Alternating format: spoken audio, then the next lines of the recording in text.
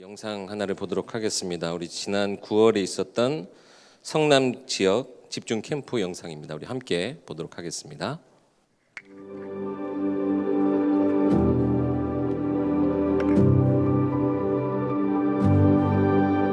성남은 경제 격차가 심한 곳이며 가천대를 비롯한 5개의 대학이 있습니다. 대학 살릴 예비지교회, 분당 노인복지 예비지교회, 라이트포유 예비지교회가 세워졌습니다. 확정지교회로 파송받게 된 신흥지교회는 한 사람으로 인해 많은 사람이 살아나게 된 현장입니다. 제가 이제 장사를 한 20년 한 것 같아요. 되게 열심히 하루도 쉬지 않고 어릴 때부터 이렇게 열심히 돈을 모으려고 했고 장사를 했는데 어느 날 망한 거예요. 그래서 이렇게 텔레비에 나오는 사람도 이해가 되더라고요. 아, 같이 죽을 수 있겠구나. 막 이렇게 절망 속에 있을 때 복음을 듣게 된 거예요. 김권사를 양육한 박상숙 사모는 제자는 달랐다고 이야기합니다. 저분이 어떤 분이었냐면 노무현 대통령 당선되던 그 해에 저희 교회를 들어왔거든요. 노무현 대통령이 대통령 된 것보다 김혜경이가 예수 믿는 게 더 기적이다 라고 할 만큼 하나님과 거리가 너무 먼 그런 사람이었어요. 다락방을 시작을 했는데요. 정말로 다른 거예요. 아, 제자는 이렇구나 라는 어떤 제자의 롤모델을 보았다고 하면 될 것 같아요. 집착이라고 할 만큼 그렇게 성경을 읽고 가서 계속 물어보는 거예요. 사모님 왜 헌금 안 가르쳐 주세요? 헌금의 종류는 뭐예요? 예배는 뭐가 있어요? 라고 너무 디테일하게 물으니까 제가 감당하기가 버거울 만큼 다락방 한 번 시작하면 유 목사님 30분 넘기지 말라 그러는데 3시간이 넘어가도 안 끝나는 거예요. 그거를 다 정리를 하더라고요. 그래서 정말로 강단과 소통이 되어주고 주의종과 소통이 되어지는 그런 제자로 지금 세워져 있어서 반드시 주일 강단에서 답을 찾아내요. 아주 디테일하게 찾아내요. 주일 강단 가지고 답을 주고요. 그 이상의 것을 하지 않아요. 내 것이 전혀 안 나온다는 거죠. 제가 정말 힘들 때 또 어떤 일이 있으면 기도 부탁할 수 있는 그런 제자. 그래서 영혼만 생각하면 울고 후대 생각하면 울고 가슴이 뭉클뭉클하게 하는 이제 그런 절대 제자는 진짜 생명 걸 수밖에 없는 그 영혼 사랑하는 구원의 감사가 있는 자가 아닐까라는 생각을 해요. 그 복음을 들으면서 계속 이제 말씀을 들으면서 아, 내가 하나님 몰라서 이렇게 열심히 해서 망했구나. 그러니까 우리는 돼지머리에 절하는 건 안 하면 안 되는 거였거든요. 근데 정말 멍청했구나. 정말 바보 같았구나. 아, 그럼 하나님 알면 되는구나.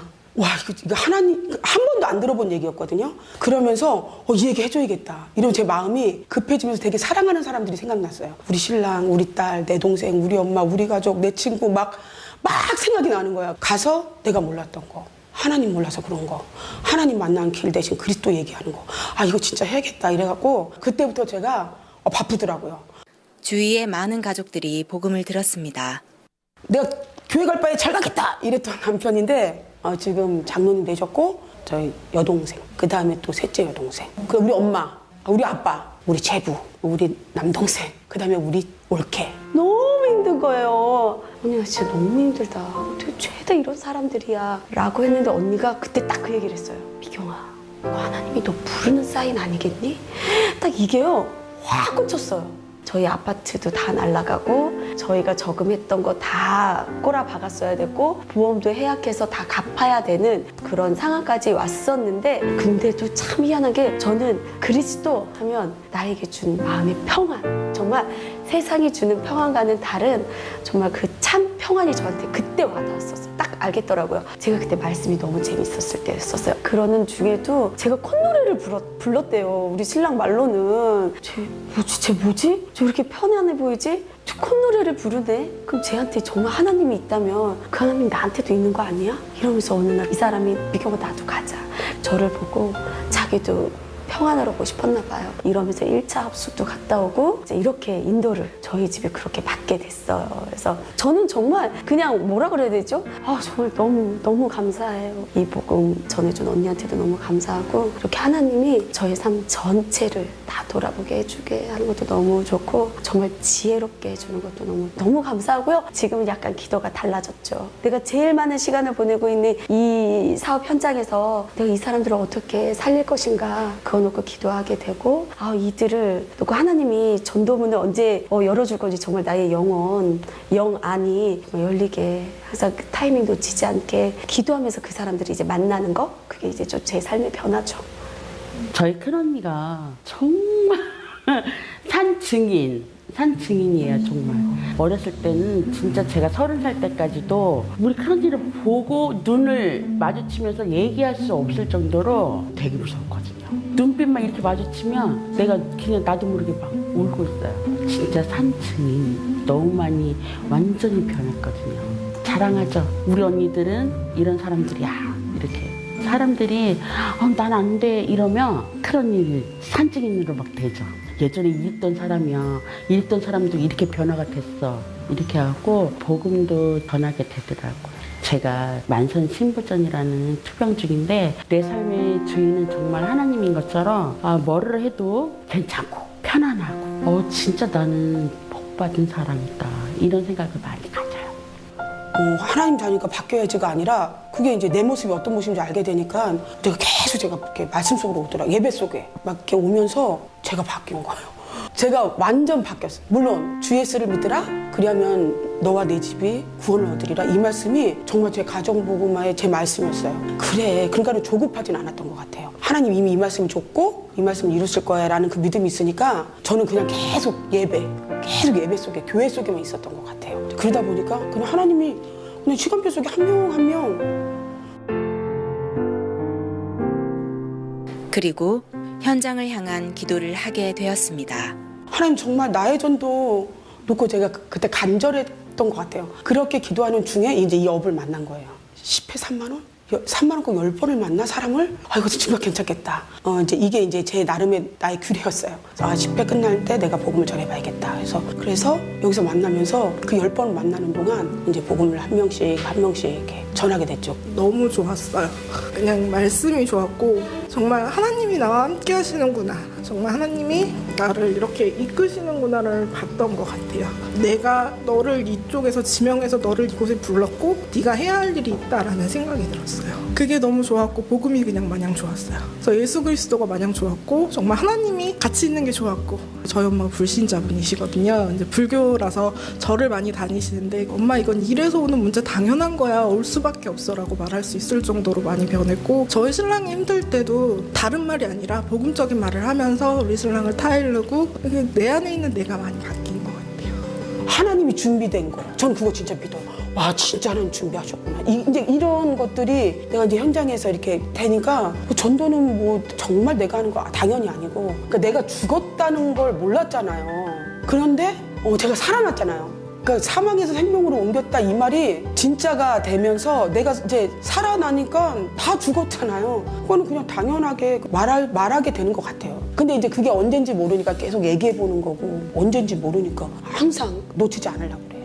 만남 속에서 하나님 시간표를 놓치지 않으려고.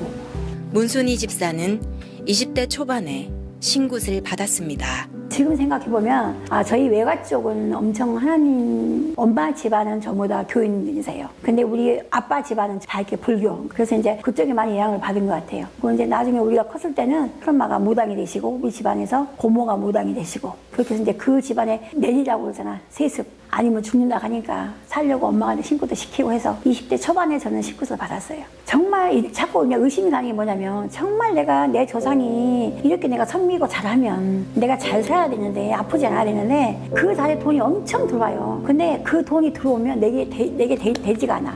많이 벌면 벌수록 나가는 게 더 많고 여튼 몸도 좋지 않고 좋은 일이 별로 생기지도 않고 집안에 우환도 많이 생기고 그럼 정말 신이 있다면 자기들이 그 신을 우상으로 한다면 내가 이렇게 고생하지 않아야 되는데 라는 생각은 항상 한 적이 있었거든요. 근데 그래도 항상 그 신망까지는 믿었어요. 그 절에 대해서 그 신에 대해서 하나님을 모르니까. 그러다 이곳에 오게 되었습니다. 동생분이 언니를 소개가지고 여기로 왔었거든요. 근데 자꾸 그냥 몸이 안 좋으니까 여기를 자꾸 와서 하루에 한 1시간씩 여기서 같이 이야기를 하고 제가 운동을 했어요. 항상 오면 뭐 하나님 만나야 된다고 교회 가자고 그러니까 어느 때부터 마음이 너무 편해. 어느 순간에 좀 녹여진다고 그럴까? 어려있던 마음이 한마디가 나한테 와닿는 거예요. 그래서 이제 하나님 복음을 듣게 됐는데 그날 그 교회를 갔는데 찬양이 너무 좋은 거예요. 막 가슴에 있는 거 다 풀어버리고 막 저는 찬양 은혜를 엄청 받은 것 같아요. 그리고 이제 왔는데 그 다음날 새벽에 잠을 잤는데 뒤에 머리가 조그만 애기부터 막 나이 먹은 할아버지 할머니가 막 쫙 앉아 있는 거예요. 뒷머리 위에. 자꾸 나를 막 쪼아보고 앉아서 막 금방 죽을 듯이 그 있잖아 그 악한 마귀가 들어온 귀신은 예수 그리스도에 뭐 물려갈지어다. 그거를 나도 모르게 그 얘기를 세 번인가 했어요. 그러고 나니까 눈이 떠지는 거예요. 마음이 평안해졌습니다. 아, 마음의 평안? 전 너무 편했어요. 지금 살고 있는 집이 방이 이렇게 그냥 조그만 다락방처럼 딱 하나 놓으면 맞을 정도 조그만 방인데 너무 감사한 거예요. 아, 하나님을 알기 전에는 우리는 무조건 바쳐야 돼요. 무엇이든지 좋은 것으로 줘야 되고, 아, 내가 살고 싶으면 더 가서 구태해야 되고, 살고 싶으면 더 일을 해야 되고 이런 상황이었는데 제가 그 하나님을 알려주지 않았다면 내 삶도 정말 구렁텅이에서 헤어나지를 못하잖아요. 어떻게 예수님이 십자가에서 우리 죄를 다 지어주고 이렇게 했는데도 모르고 그냥 무상을 상대하고 살았잖아. 그게 너무 억울한 거예요. 너무 억울해서 바로 앞집에 무당이 있거든요, 우리도. 근데 항상 꺾어요. 너는 이제 끝났다고. 이미 하나님 입장에 다 끝났다고 선포하면서 그 선포함으로 저는 자유함을 얻더라고요. 마음이 평안이 오고. 가족들이 지금 다 구원을 받지 못했지만 언젠가는 다 받을 수 있다는 확신. 그리고 나 하나로 인해서 여러 사람이 생명을 살릴 수 있고 그 사람들 위해서 내가 쓰임받을 수 있는 게 너무 감사해요. 그러니까 제가 여기 2000년도에 이사 왔는데 그때 불신자였으니까 무당이 이쪽으로 이사 오래서 이쪽으로 집을 알아보고 일로 이사 온 거예요. 복음 듣고 보니까 어머 여기 완전히 이게 완전 소굴이야 소굴. 여기가 다 한 15군데 점집이 있어요. 그리고 철학관도 있고 여기 앞에 백경제 철학관은 특허를 낼 정도로 되게 오래된 한 50년 된 그러니까 되게 오래된 곳이 많아요. 근데 이 무당들이 보니까 가슴 아픈 게 다 교회 와본 거예요. 왜냐면 자기네 이거 알잖아 영적으로 아니까 교회 가면 살겠지 하고 가봤는데 안 된 거죠. 이 복음을 못 들어서 무속인들이 여기로 와서 이곳에 있는 모든 무속인들에게 이렇게 복음 전하는 거. 이게 저 개인적으로 이제 기도 제목이에요. 생명으로 나에게 오신 그리스도 그게 제일 감사합니다. 내가 살았다는 거. 아 나를 살려주신 거. 어떻게 이 하나님 일에 나 같은 사람을 쓰실까 몸둘 바를 모르겠어요. 그래서 우리 가족들도 내 자식한테도 누구를 우리 구역에서도 우리 여전도에서도 성전 건축 전 그게 어제 언약이에요. 너가 나를 위하여 성전을 건축하겠느냐 아멘. 제 이명계약이에요. 내가 지금은 이렇게 하나님 모르고 왔다 갔다 하고 뭐 이렇게 살았지만 내가 이제 남은 50년 내가 어떻게 살아야 되나. 하나님이 확정하게 해주셨던 것 같아요. 확정직을 통해서 전도운동, 지교운동 이러면서 나머지 50년은 저 흔들리지 않고 정말 3, 4대 복음운동을 위해서 정말 달려가고 싶어요.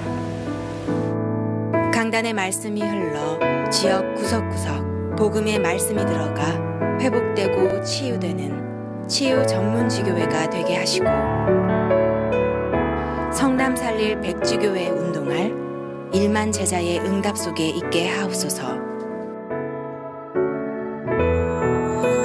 예수 그리스도의 이름으로 기도합니다. 아멘.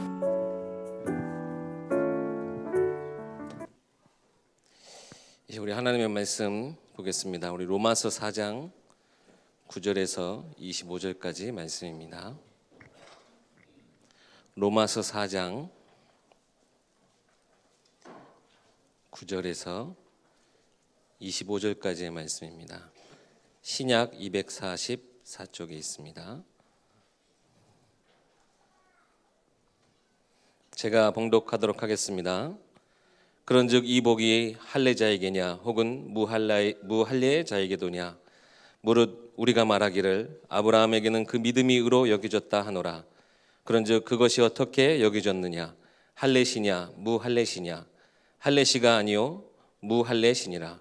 그가 할례의 표를 받은 것은 무할례시의 믿음으로 된 의를 인친 것이니 이는 무할례자로서 믿는 모든 자의 조상이 되어 그들도 의로 여기심을 얻게 하려 하심이라. 또한 할례자의 조상이 되었나니 곧 할례 받을 자에게뿐 아니라 우리 조상 아브라함이 무할례시에 가졌던 믿음의 자치를 따르는 자들에게도 그러하니라. 아브라함이나 그 후손에게 세상의 상속자가 되리라고 하신 언약은 율법으로 말미암은 것이 아니요 오직 믿음의 의로 말미암은 것이니라. 만일 율법에 속한 자들이 상속자이면 믿음은 헛것이 되고 약속은 파기되었느니라. 율법은 진노를 이루게 하나니 율법이 없는 곳에는 범법도 없느니라. 그러므로 상속자가 되는 그것이 은혜에 속하기 위하여 믿음으로 되나니 이는 그 약속을 그 모든 후손에게 굳게 하려 하심이라. 율법에 속한 자에게뿐 아니라 아브라함의 믿음에 속한 자에게도 그러하니 아브라함은 우리 모든 사람의 조상이라. 기록된 바 내가 너를 많은 민족의 조상으로 세웠다 하심과 같으니 그가 믿은 바 하나님은 죽은 자를 살리시며 없는 것을 있는 것으로 부르시는 이시니라. 아브라함이 바랄 수 없는 중에 바라고 믿었으니 이는 내 후손이 이가 되리라 하신 말씀대로 많은 민족의 조상이 되게 하려 하심이라. 그가 백세나 되어 자기 몸이 죽은 것 같고 사라의 태가 죽은 것 같음을 알고도 믿음이 약하여지지 아니하고 믿음이 없어 하나님의 약속을 의심하지 않고 믿음으로 견고하여져서 하나님께 영광을 돌리며 약속하신 그것을 또한 능히 이루실 줄을 확신하였으니 그러므로 그것이 그에게 의로 여겨졌느니라. 그에게 의로 여겨졌다 기록된 것은 아브라함만 위한 것이 아니요 의로 여기심을 받을 우리도 위함이니 곧 예수 우리 주를 죽은 자 가운데서 살리신 이를 믿는 자니라. 예수는 우리가 범죄한 것 때문에 내줌이 되고 또한 우리를 의롭다 하시기 위하여 살아나셨느니라. 아멘. 말씀 받는 시간입니다. 우리 아브라함의 후손이라는 제목으로 말씀 받으실 때 큰 은혜 받으시기 바랍니다.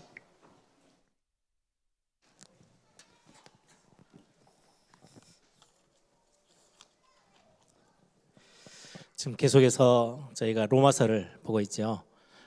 로마서가 쉽지 않은 성경이지만은 저와 여러분에게 어렵게 이렇게 다가서지 마시고 아주 핵심적인 것들만 여러분들과 같이 말씀을 나누시면서 여러분들이 여러분들의 복음, 하나님이 저와 여러분에게 주셨던 이 복음의 비밀들을 하나하나 이렇게 뿌리 내려서 여러분들이 경고케 되어지는 중요한 응답의 시간 되길 바랍니다. 로마서의 특징이라고 제가 처음 시작부터 말씀드렸죠. 우리를 경고케 하시기 위해서 로마서를 어렵게 막 쪼개고 아주 한 절 한 절 내용을 외우고 그게 중요한 게 아니고 이 복음의 쭉 흐름들을 지금 바울이 복음에 대해서 설명을 하거든요. 이 복음을 여러분들이 이해하시면서 저와 여러분이 복음의 깊은 뿌리를 내려서 어떤 상황 환경 속에서도 흔들리지 않을 경고케 되어지는 응답 뿐만 아니라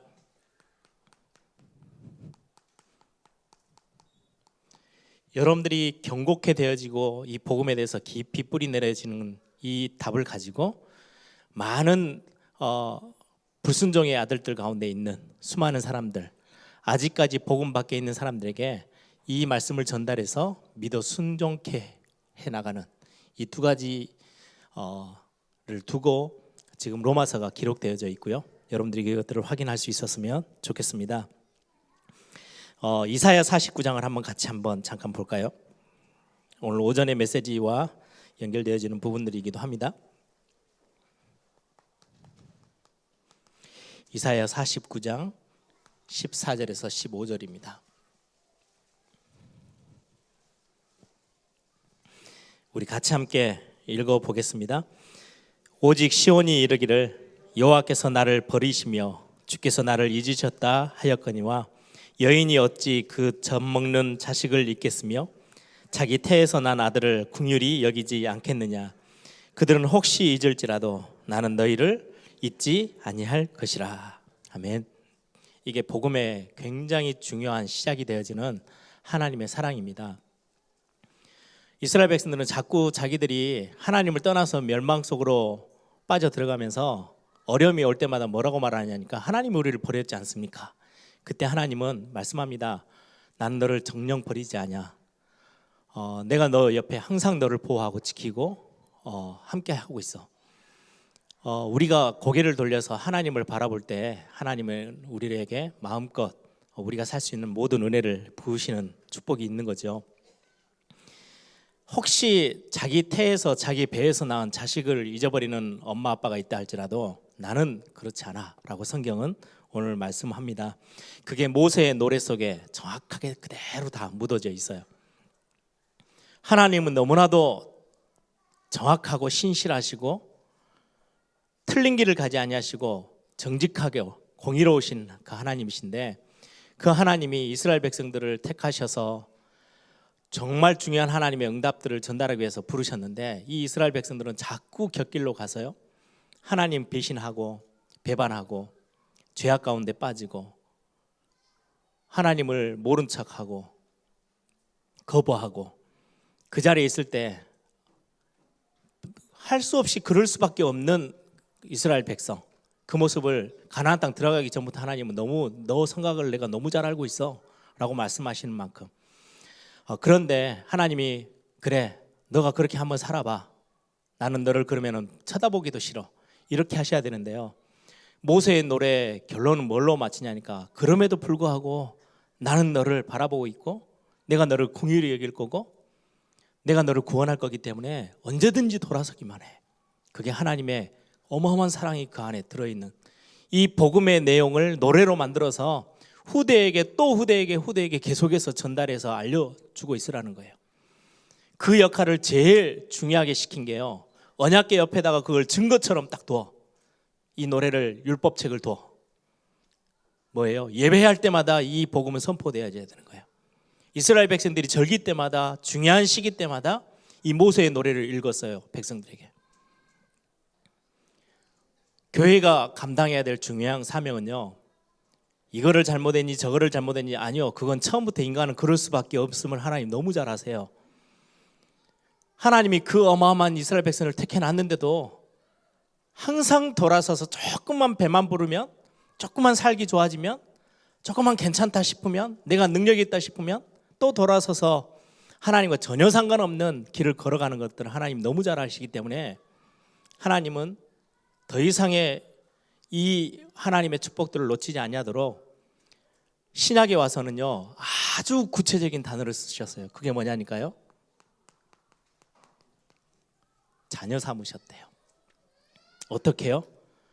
하나님의 영이신 성령을 우리 안에 아예 넣으셔서, 성령이 내 안에 들어오셔서, 우리가 아무리 대단해도 우리 안에 들어오신 성령을 쫓아낼 수는 없잖아요. 그렇죠? 하나님이 우리에게 완전 자녀로 인치셨다고 성경은 말씀합니다. 그래서 이 자녀되게 하신 게요, 아버지의 사랑입니다. 그죠? 또 성경에는 이 구원받음, 저와 여러분이 구원받음에 대해서 거룩하게 하셨다 라고 표현해요. 이 거룩하게 하셨다는 거는요, 죄와 연결돼 있고 더러움과 연결돼 있어요. 그래서 제사장적인 표현으로 너를 거룩하게 하셨어. 그래서 예수님이 그리스도로 오셔서 십자가에서 죽으심으로 화목제물, 희생제물, 그렇게 우리를 이제는 구별되게, 죄와는 구별되게, 세상과는 구별되게, 악한 영에게 빠져서 죽어가는 흑암과는 구별되게 하나님이 우리를 사망에서 생명으로 옮겨서 거룩하게 하셨대요. 이건 제사장의 어떤 입장에서 봤을 때는 이 단어를 쓰셨어요. 근데 오늘 로마서에서는요, 제일 많이 쓰는 단어가요, 칭의라는 단어를 썼어요. 이거는 법적인 용어예요. 엄청난 죄를 짓고 왔는데 재판장이 마지막 결론을 내리기를 땅땅땅, 이 사람은 죄 없어, 의로워, 그럼 끝나는 거예요. 의롭다고 칭함을 받는 거. 굉장히 법적인 용어죠. 왜냐니까 로마는 그 당시에 법이 제일 발달돼 있고요, 그 사람들이 서로 나누는 대화는 이런 어떤 감성적인 거, 이런 것들을 떠나서 굉장히 논리적이고 합법적이고 이런 대화들을 가지고 살아가는 문화권이에요. 그래서 로마서를 쓸 때는 이런 단어를 많이 쓰지 않고 제일 먼저 그들이 이해할 수 있는 단어, 의롭다 하심, 법적인 용어들을 자꾸 쓰는 거예요. 그러면서 나중에는 이제 이런 부분들을 다 다루죠. 하나님의 거룩해 하게 하심, 아버지 되신 하나님, 이제 로마서에 다 나와요. 그런데 첫 시작은 칭의, 이걸 가지고 시작해요. 왜요? 그들이 제일 쉽게 이해하고 접근할 수 있는 단어들로 로마서를 쓰기 시작합니다. 헬라에서 굉장히 논리, 철학, 지식 이런 것들이 많이 발달돼서 나왔잖아요. 그 배경하에 있는 로마 지금 교회 성도들에게 쓴 편지이기 때문에 이 부분들을 가장 많이 표현을 하면서 시작을 합니다.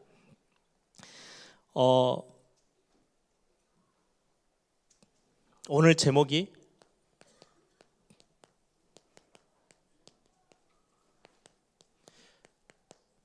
아브라함의 후손이라는 제목을 제가 잡았는데요.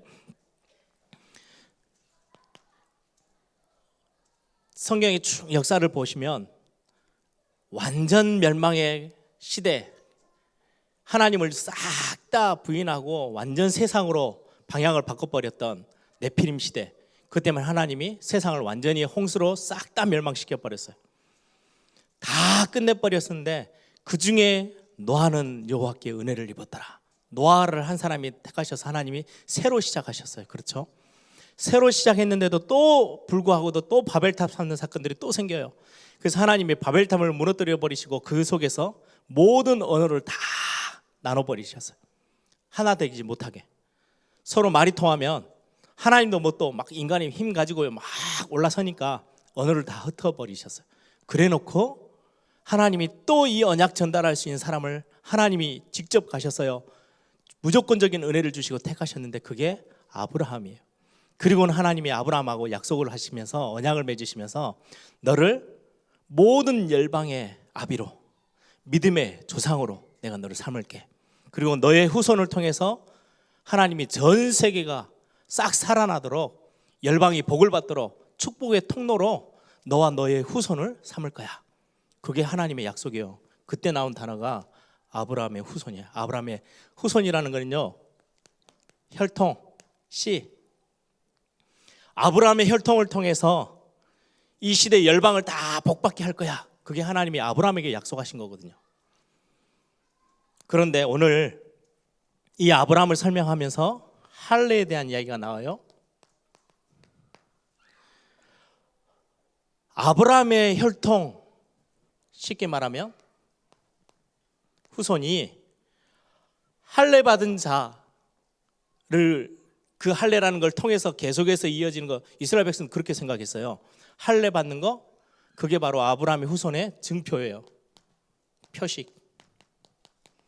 그래서 할례 받지 않는 자, 베드로가 고넬료의 집에 가서 복음을 전했더니 예루살렘 교회가 들고 일어나서 막 핍박했던 이유가 뭐예요?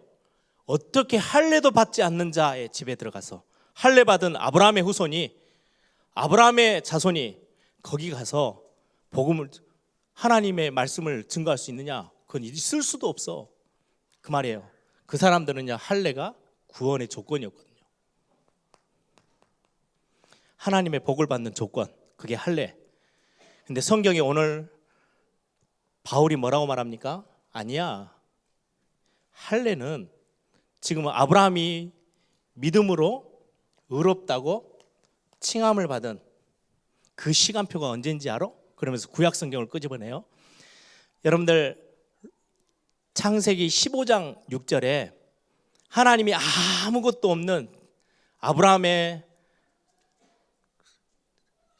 씨를 할 수 있는 자식을 낳을 수 있는 문이 다 막혔고, 사라 자기 와이프의 태문도 다 닫아져 있는데도 불구하고 하나님이 너에게 후손을 줄 거야, 너에게 대대로 언약의 혈통을 허락해서 이 시대를 다 살려낼 거야 라고 했을 때 아브라함이 믿음으로 아멘 했어요.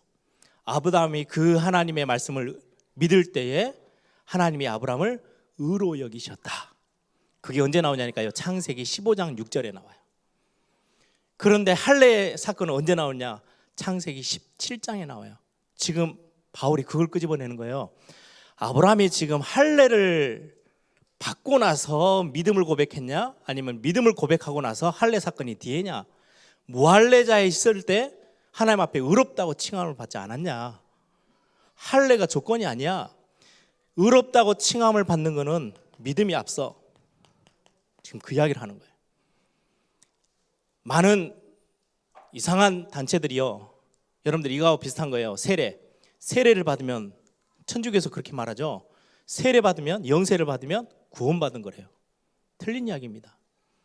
그건 구원을 받은 사람이, 믿음을 고백하고 은혜로 구원받은 사람이 구원받았다는 표식이에요. 나 구원받은 하나님의 자녀로서 공교회가 인정하고 하나님 앞에서 베푸는 증표, 그게 세례예요. 세례를 받음으로 구원을 받느냐? 아니요. 구원받은 자에게 하나님이 세례를 베풀어요. 지금 이 이야기예요. 근데 이스라엘 백성들은, 유대인들은 거꾸로 알고 있어요. 할례 받아야만 구원받는 거야. 할례 받아야만 하나님의 백성이 될 수 있어. 할례 받아야만 의롭다고 칭함을 받고 천국을 우리가 소유할 수 있어 라고 이야기하는 지금 이스라엘 백성들 앞에 바울이 하는 이야기입니다. 아니야, 이거는 믿음으로 시작하는 거야. 아브라함이 무할례자일 때 의롭다고 칭함을 받고 구원받았지 않았냐. 하나님의 언약이 이룰 수 있는 대상, 하나님과 약속을 이뤄나가는 그 축복의 자리에 언제요? 할례와 상관없이 서게 됐던 것들을 설명을 합니다. 그래서 구원의 조건이 아니고 믿음의 증표라는 거.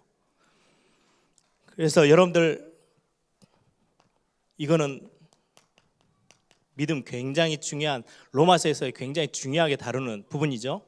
이 믿음, 뭘 믿는 거예요? 하나님의 언약을, 약속을 믿는 그 믿음. 그래서 여러분들에게 오늘 주어지는 말씀에 굉장히 중요한 부분들이죠. 이게 오늘 9절에서부터 15절까지인가요? 13절, 12절까지가 이 부분에 대해서, 할례에 대해서 이야기를 합니다. 두 번째는, 그러면 아브라함의 상속자, 지난 성경에는 여기가 후사라고 돼 있어요. 뒤를 잇는 혈통, 후손이란 말이죠. 아브라함의 후사, 세상을 살릴 수 있는 후사, 누가 되느냐? 믿음으로 되는 거다 라고 성경은 지금 오늘 바울은 말씀하고 있어요. 그러면서 뭘 이야기합니까? 율법을. 그러면 또 이스라엘 백성이 또 끄집어냈어요. 할례와 똑같은 걸로. 그러면 율법 지켜야 되는 거 아니냐? 율법을 지켜서 아브라함의 후손이 되어지고 믿음의 후손이 되어진다면 그거는 믿음을 완전히 가치 없는 걸로 여기는 거라고 성경은 오늘 말씀하고 있죠. 아들 주심을 믿는 거 보세요. 아들을 내가 줄 거예요. 이거를요, 아무것도 없는데 죽어 있는 상태에서 하나님이 주실 걸, 없는 상태에서 새롭게 주실 걸 믿었던 믿음으로 아들을 낳았어요. 그게 누구예요? 이삭이에요. 믿음 속에서. 이게 진짜 후사야. 진짜 혈통적으로 따지면, 야, 어떻게든지 하나님이 혈통을 만들라고 그러니까 의도적으로 믿음과는 상관없이요, 육신적으로 아들 하나를 낳았어요. 그게 이스마엘이에요. 이거는 믿음이 아니에요. 성경이 오늘 뭐라고 말하느냐? 믿음으로 아멘이라고 받고 기다렸다가 하나님이 주신 그 아들 이삭을 아브라함의 후손으로 인정했지, 이스마엘은 아브라함의 후손으로 인정하지 않았어. 그 이야기. 율법적으로 따지고 육신적으로 따지면 이스마엘, 아브라함 혈통으로 서야 되는데요, 하나님은 여기를 전혀 인정하지 않으셨어요. 누구만을요? 믿음 앞에서 고백했던 이삭, 이 뒤로에 있는 아브라함의 후손들을 하나님이 아브라함의 자녀로, 아브라함의 상속자로 인정했다고 성경은 말씀을 합니다. 그러면 결론적으로 한번 말씀을 볼게요. 제일 중요한 거, 오늘 제가 제목을 아브라함의 후손이라고 했는데 많은 믿음의 사람들, 교회 다니는 분들이, 특히 렘넌트들이 질문을 해요. 성경을 좀 읽은 렘넌트들이. 전에 제가 한번 훈련을 하는데 어떤 렘넌트가 저한테 질문했어요. 목사님, 아니 아브라함이 의로 여김을 받고 아브라함의 후손을 하나님이 열방 가운데 믿음의 조상으로 세워서 세상을 살리겠다고 약속하셨는데 어떻게 해서 우리가 지금 한국에서 살고 있는 내가 아브라함의 후손이 될 수 있습니까? 라고 질문을 해요. 그렇죠? 정말 교회 안에서 많은 질문 중에 나오는 거예요. 오늘 바울이 답을 하고 있어요. 육신의 할례를 통해서, 율법을 통해서 난 아들이 아닌 믿음 안에서 고백한, 그리고는 그 아브라함이 믿었던 그 믿음을 가지고 있는 저와 여러분이 영적인 아브라함의 후손이래요. 그게 오늘 본문의 제일 마지막 부분에 나와 있습니다. 한번 보겠습니다.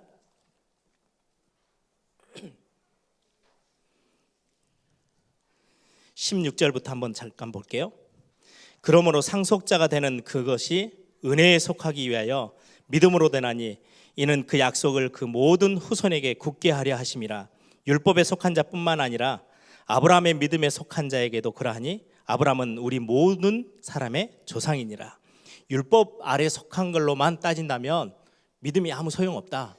그런데 아브라함이 믿음을 고백함으로 인해서 믿음에 속하여 있는 저와 여러분까지도 아브라함의 후손이고 우리는 아브라함을 우리의 믿음의 조상이라고 부른다. 17절에 기록된 바 내가 너를 많은 민족의 조상으로 세웠다 하심과 같으니 그가 믿은 바 하나님은 죽은 자를 살리시며 없는 것을 있는 것으로 부르시는 이시니라 라고 아브라함이 믿었죠.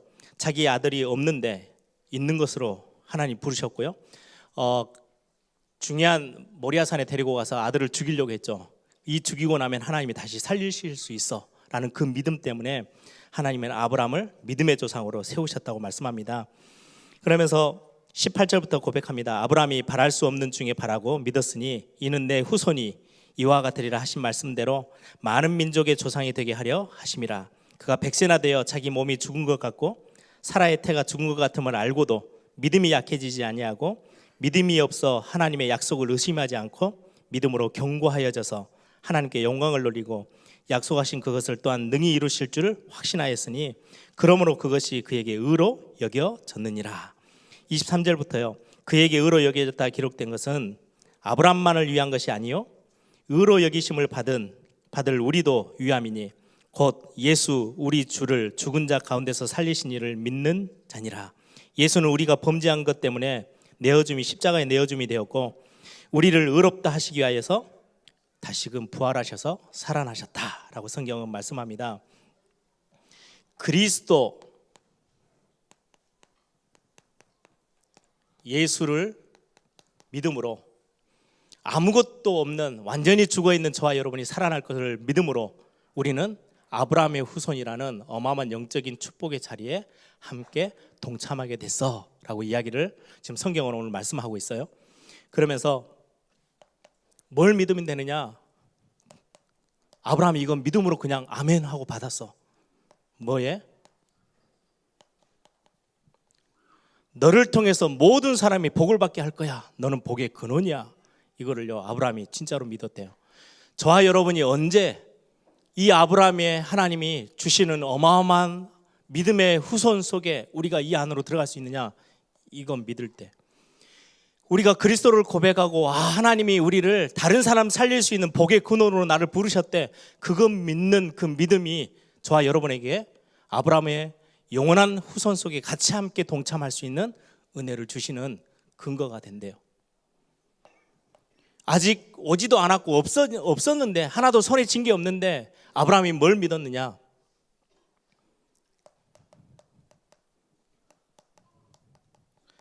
너로 말미암아 너를 인하여 수많은 사람들이 복을 전달받을 수 있는 이걸 보고 우리는 지난번에도 말씀 같이 나눴죠. 대표적인 축복입니다. 이걸 아브라함이 믿었어요. 이것 때문에 수많은 민족들이 열방이 복을 받게 돼요.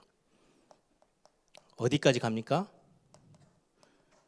너의 자녀와 너의 손자와 그 뒤에 있을 계속되어지는 후대에게까지. 이 축복은 아무도 막을 수 없어. 이걸 아브라함이 믿음으로 고백했대요.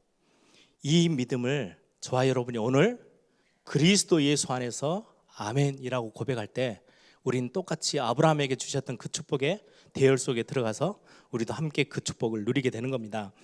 그래서 오늘 로마서 5장에 들어가기 전에 4장에서는요 어디까지 딱 바울이 정리를 하냐니까 너희들에게 있어야 될 그 믿음, 하나님이 은혜로 주신 거거든. 그러면서 이 믿음을 고백하는 그 순간 저와 여러분이 아브라함의 후손으로 그 자리에 아브라함의 혈통에 육신적으로 어떻게 보면 장자의 축복처럼 육신적으로까지도 믿음으로도 고백했고 육신적으로도 혈통적으로도 아브라함의 후손인 유대인들은 장자처럼 최고의 것들을 누리게 될 거예요. 그런데 지금의 유대인들은 어떠해요? 완전 육신적으로만 이해를 하고 영적으로는 믿음적인 부분 다 빼버렸어요. 그래서 지금도 구원받지 못하고 헤매고 있어요. 많은 신학자들이 마지막 세계복음화의 끝이 어딜까? 아브라함의 후손인, 육신적인 후손인 유대인들이 복음을 받게 됐을 때 아닐까? 그렇게 이야기하는 신학자들이 참 많이 있습니다. 일리 있는 이야기라고 저는 생각해요. 많은 의미가 있습니다만은 육체적으로도 아브라함의 후손이며 믿음도 고백한 유대인들이 있다면 정말 완성맞춤이겠지만, 하나님은 이 육신적인 거 아니더라도 믿음 고백한, 그리스도 안에서 믿음을 고백하고 있는 저와 여러분을 아브라함의 혈통으로. 그래서 제가 그림 하나만 그리고 끝내겠습니다. 이게 아브라함이 시작이에요. 아브라함이 이삭을 낳았어요. 이삭이 야곱을 낳았어요. 이건 믿음으로 시작했던 혈통이에요. 야곱을 통해서 12지파를 허락하셨어요. 이스마엘이 아니고 이삭, 야곱. 그래서 여러분들 야곱을 보시면서요, 많은 은혜를 받으세요. 엄청 인본주의 많이 쓰고 막 실수하고 넘어지고 실패하고 속고 속이고 막 그리 살았잖아요. 근데 언약 안에서는요, 그게 그렇게 중요하지 않아요. 그렇게도 어떻게 보면은 어마어마한 문제투성이 같이 보이는데, 언약의 백성, 아브라함의 이 믿음 안에 들어와 있는 이 엄청난 중요한 아브라함의 후손이라는 축복 때문에 야곱이 받아 누리는 거는요, 12지파, 모든 민족의 영적인 시작이 되어지는 12지파의 아버지가 됐어요.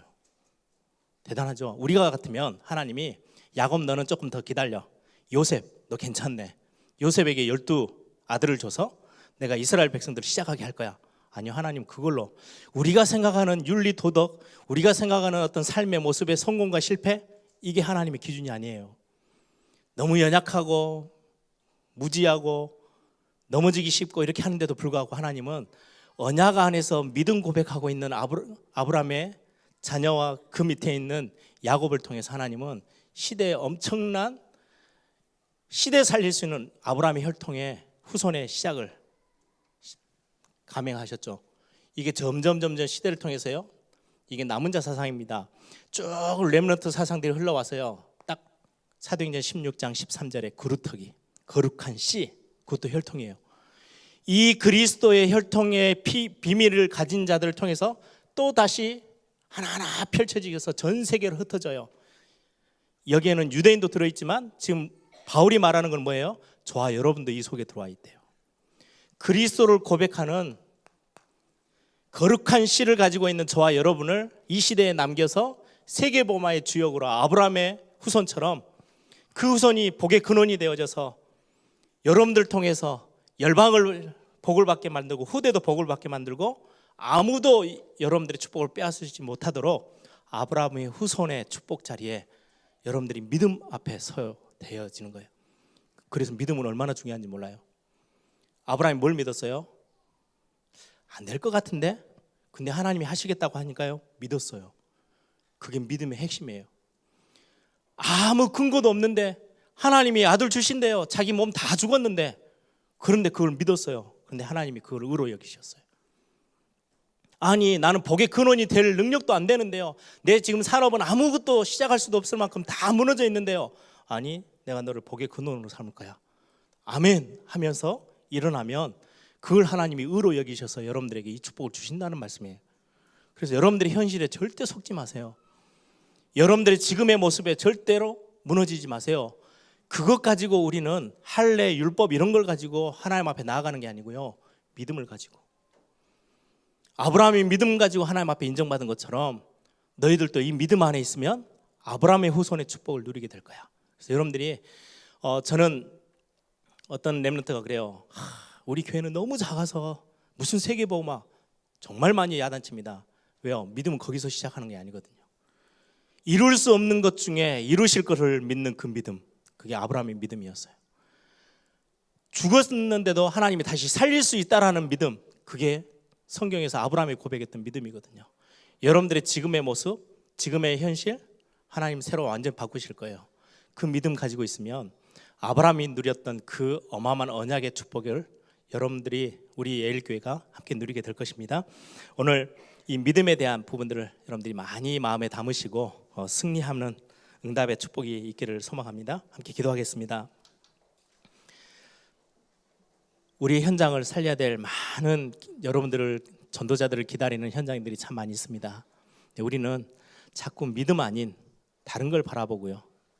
믿음을 붙잡지 아니하고 자꾸 내 열심을 바라보고 내 의를 바라보고 내가 가진 것들을 쳐다보고 갈 때가 참 많아요. 그래서 실패하고 또 무너지는 겁니다. 하나님이 우리에게 요구하시는 것은 하나님을 믿는 믿음, 하나님이 하시겠다고 약속하셨던 그 약속을 믿는 믿음. 아브라함이 그걸 가지고 믿음의 조상이 되어졌고 저와 여러분이 그 믿음의 조상의 후손으로 시대 살릴 복의 근원의 자리에 우리가 서게 되는 겁니다. 하나님 우리에게 믿음 잃어버리지 아니하도록 믿음에 경고케 되어지는 비밀을 우리에게 은혜를 하나님 나에게 허락하여 주옵소서. 이 시간에 다 같이 한번 통성으로 함께 기도합니다.